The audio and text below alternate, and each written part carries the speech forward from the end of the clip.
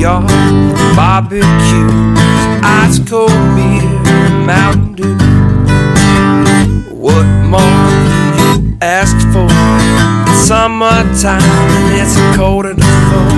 Now, I ain't finished my first beer yet. Hi, I'm Shad Ross with Little Red's Barbecue, and I'm really excited today for two reasons. One, it's a Saturday heading into fall, which means it's game day and I get to make a football feast. Number two, I'm here at the Lakeline Cedar Park Farmers Market to get all those ingredients for that feast. So let's hit the market, see what we can find, see what we can get inspired by. You need some eggs? I do, I need some eggs. Cool.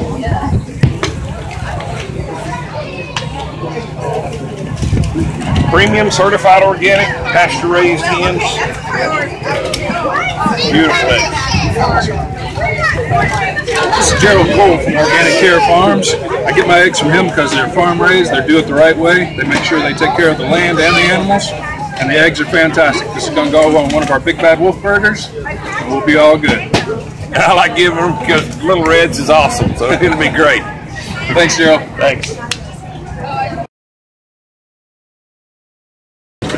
So we're here at the farmer's market. One of the things I'm looking for is good beef. If you're going to do a good product, you got to have good ingredients to do it with. So I'm here with Winter's Family Beef, and going to get my beef products from them. Tell me a little bit about your family.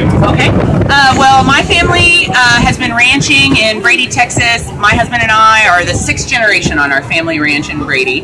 We're the 1st generation to decide to go direct to consumer with our beef and get out of the commercial cattle business. But we are actually raising Wagyu beef cattle now, the Japanese beef cows. We do extensive dry aging on all of our product, minimum 30-day dry aged Wagyu beef. We are shooting for high choice to prime on every animal. We raise our animals without the use of antibiotics or steroids. We don't give them additional hormones, nothing like that. They are grass-fed, and that we never ever feedlot our animals. They do get some supplemental feed, free choice in the pasture, mainly because Brady has been, like most of the rest of the state, and in a terrible drought for several years, so the animals have to have it. We also keep round bales of hay out for them, so they eat it as they wish. Every single bit of beef that I bring to the farmer's market was born on our ranch in Brady. We don't buy outside cattle, so I know exactly what those animals have had their whole lives. My processor is Angelo State University Meat Science Department in San Angelo, Texas. So students do most of our work, which is good, except sometimes you might not get a steak cut exactly perfectly, but it's worth it in the long run, I think. USDA inspected, uber small, super clean. I know I'm getting my own beef back, which is extremely important to me. We've been at the farmer's market now for, gosh, I guess 4 years. It's been going really well. We love doing this. It's been a blast. So I'm looking forward to many more years. Excellent. Yeah. And it just goes to show you, when you shop local and you shop with people you know, it spreads out through the entire community. Everybody benefits, and you walk away with some great product. Can't wait to get these home, get these burgers made. I'll let you know how it goes.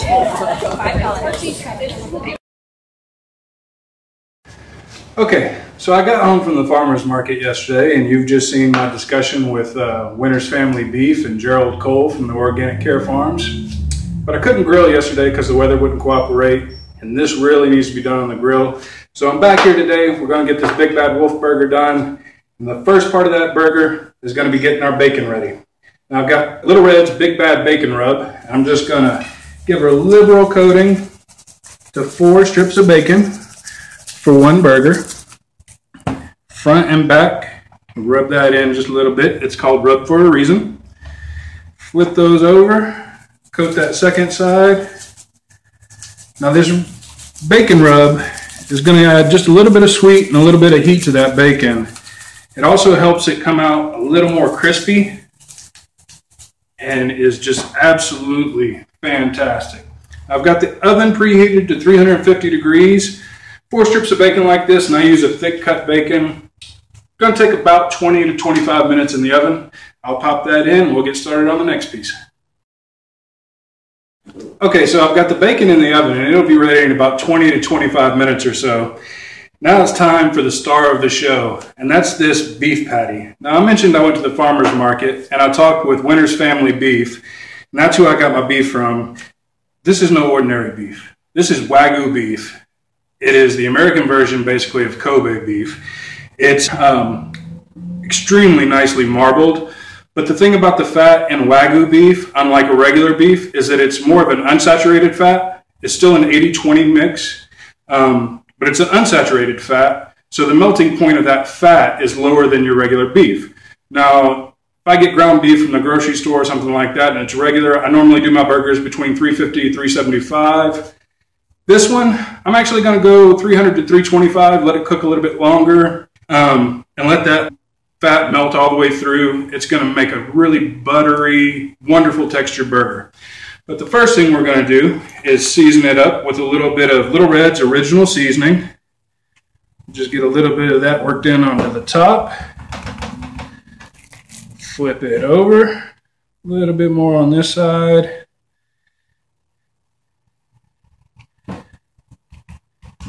And we're good to go. And as you can see, got nice marbling in here, little chunks of fat that are going to melt all through this burger, keep it nice and moist, and be beautiful. Now I'm making the Big Bad Wolf burger, and there's nothing little about this burger. This is 3/4 of a pound of ground beef for one burger, and it's just going to be absolutely delicious. I've got the grill just about ready to go. Going to get our temp about 325 degrees.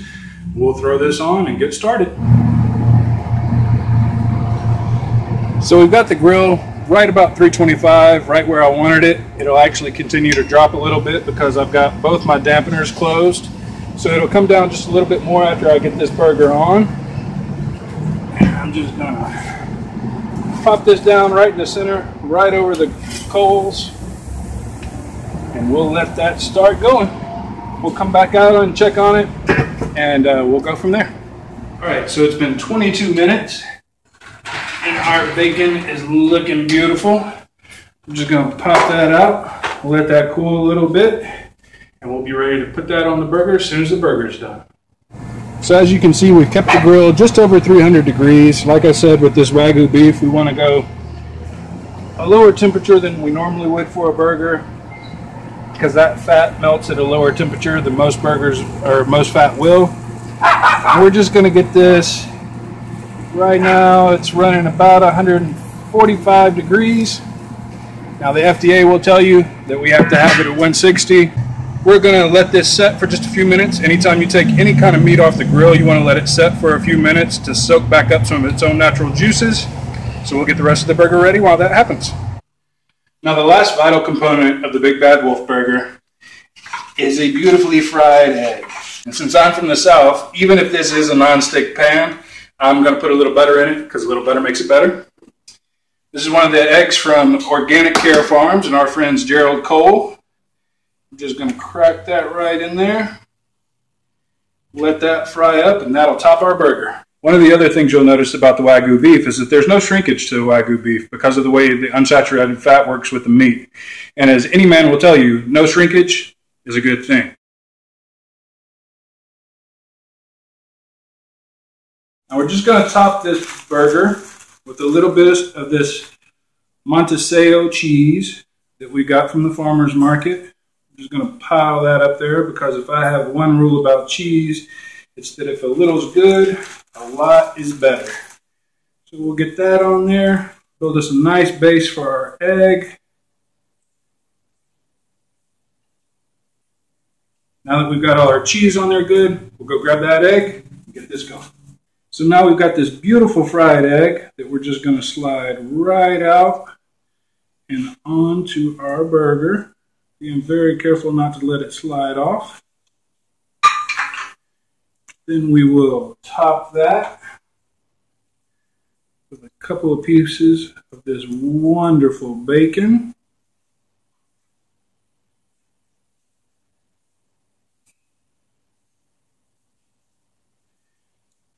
We'll top this off with a Little Red's cherry chipotle barbecue sauce. Just squeeze out a good amount there.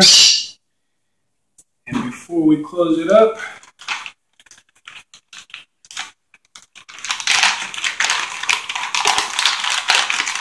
some of these French fried onions. This is where it tends to get a little bit messy. Put those right down in there, right on top. See that yolk running out? This is gonna be delicious. Big Bad Wolf Burger, just in time for kickoff. It's a song about nothing. Maybe it's about everything. It's a song about nothing.